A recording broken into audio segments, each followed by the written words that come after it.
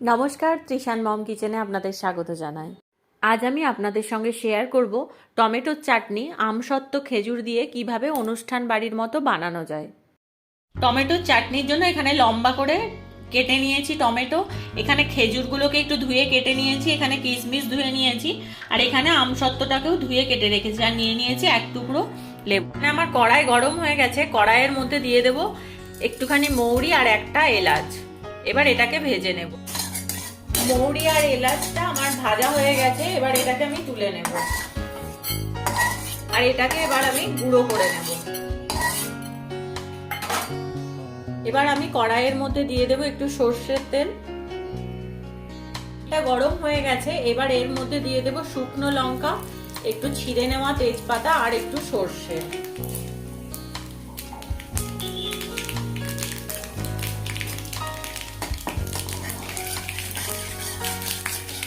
আমার ফোড়নটা ভাজা ভাজা হয়ে গেছে, এবার এর মধ্যে আমি দিয়ে দেব কেটে রাখা টমেটো।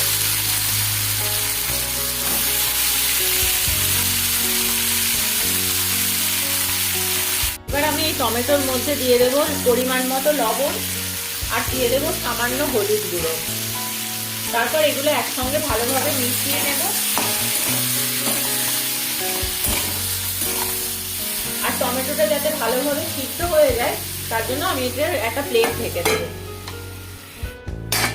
10 মিনিট পর আমি ঢাকাটা খুলে দেখছি, এটা লবণ দেওয়া আছে, দেখুন অনেকটা জল ছেড়ে দিয়েছে, এখনো খুব ভালো সিদ্ধ হয়নি, তো আমি সেই জন্য আরেকটু ঢাকা দিয়ে রেখে দেব।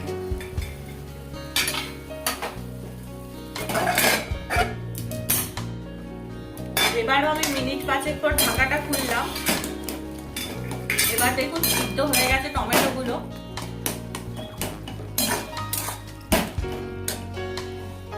এবার আমি এর মধ্যে আগে থেকে কেটে রাখা খেজুর, আমসত্ত্ব আর কিশমিশটা মিশিয়ে দেব,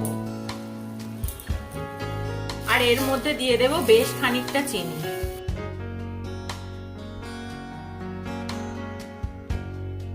এর মধ্যে আমি কোনো জল ইউজ করব না, এবার চিনিটা গলার জন্য অপেক্ষা করব। চিনিটা ভালোভাবে গলে চাটনির সঙ্গে মিশে গেছে, আর একটু দেখুন একটু কালচে কালারটা এসেছে, কালচে মানে গাঢ় লাল কালারটা এসেছে, তো এইভাবেই বুঝতে পারবেন আপনার চিনির পরিমাণ এর মধ্যে ঠিক আছে। চিনিটা আমার চাটনির মধ্যে খুব ভালোভাবে গলে মিশে গেছে, আর কালারটাও দেখুন কত সুন্দর এসেছে। এবার আমি গ্যাসের ফ্লেমটাকে অফ করে দেব। গ্যাসের ফ্লেমটা অফ করার পর এর মধ্যে আমি দিয়ে দেব একটুখানি পাতি লেবুর রস। এতে চিনির পরিমাণটাও ব্যালেন্স হয়ে যাবে, আর খেতে একটা টক মিষ্টি সুন্দর ফ্লেভার আসবে। আর এর মধ্যে দিয়ে দেব আগে থেকে ভেজে রাখা মৌরি আর এলাচের গুঁড়ো।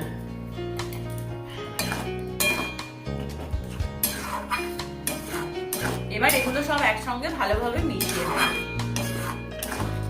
এই চাটনিটা পাঁপড়ের সঙ্গে খেতে ভীষণ ভালো লাগে, এমনিও ভালো লাগে, ভাত দিয়ে বা রুটি দিয়ে যে কোনো কিছু দিয়ে খেতে পারেন। আর আমার এই অনুষ্ঠান বাড়ির মতো চাটনির রেসিপিটা যদি আপনাদের ভালো লাগে তো প্লিজ লাইক, কমেন্ট, শেয়ার এবং সাবস্ক্রাইব করবেন। Thank you.